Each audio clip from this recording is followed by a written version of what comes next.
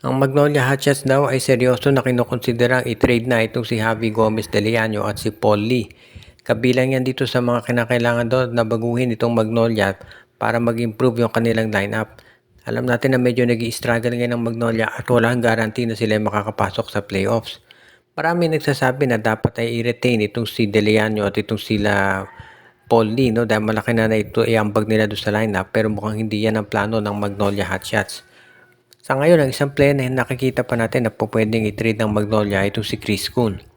Malaki expectations ng mga tao dito kay Javi Gomez de Leano at kay Chris Kuhn, pero parang hindi sila nag-gel dito sa laro at sistema na pinapairal sa Magnolia dahil dito lumalaki ang posibilidad na ma-trade sila.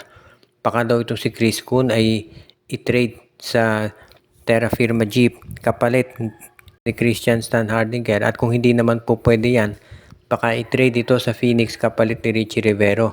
So Chris Kuhn for Richie Rivero ang isa raw doon sa mga trades na tinitignan ngayon ng Magnolia Hotshots. Ito kay Javi Gomez de Leano, ang preferred destination niya talaga syempre Converge FiberXers para makasama yung kapatid niya na si Juan. At magiging kapalit naman yan malamang si Alex Stockton. Sa tingin ko itong trade na gagawin ng Magnolia, if ever, no, Javi Gomez de Leano for Alex Stockton.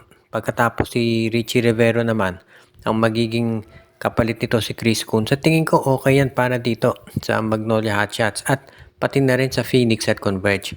Patas naman yung trade kaya magiging okay ang resulta nito. Ito namang si Paul Lee, well, medyo bumaba na talaga yung value ni Paul Lee dahil hindi na siya yung player na katulad nung dati. Kaya medyo kinakailangan siguro talaga na mabago yung sitwasyon dito ni Lee at magkaroon siya ng ibang team na pupuntahan. Ngayon, pwede ito sa Terra Firma, pwede sa Titan Ultra, at yan yung nakikita natin na baka gawin talaga nitong si Paul Lee. Ang TNT tropang 5G naman ngayon ay kabilang dito sa mga teams na maganda ang nilalaro, pero meron daw silang mga gustong adjustments na gawin ito sa kanilang koponan. Kabilang daw dito ay yung pag-acquire kay Jerica Hanmisi. Ang Terra Firma syempre, alam ng sa tingin ng karamihan ay farm team ng SMC, so bakit naman nila iti-treat si Hanmisi sa TNT? Ang balita kasi willing naman daw ang TNT na i-offer itong si RR Pogoy na kapalit ni Jeric. Kung ko naman itong Terra Firma, malaking bagay si RR Pogoy dyan dahil score ito at veterano, so baka mapapayag sila dito sa ino-offer ng katropa. If ever mangyari yan, sa tingin ko magiging maganda to para dito sa TNT. Lalo na at yung scoring naman ito si Jerica Hanbisi, kilala natin yan sa buong liga.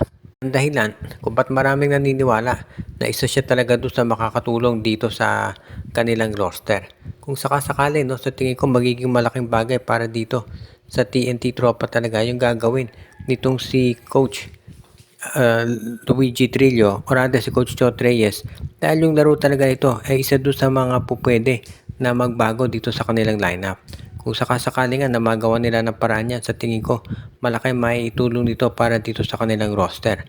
Wala din naman tayong nakikita na magiging problema dito sa lineup ng TNT kung sakasakali nga nadagdagan nila ng iba pang players. Kinakailangan na nga lang syempre na kung ikaw naman itong TNT tropa ay siguraduhin mo na yung roster mo magiging talagang consistent pagdating dito sa mga changes na kanilang binabalak.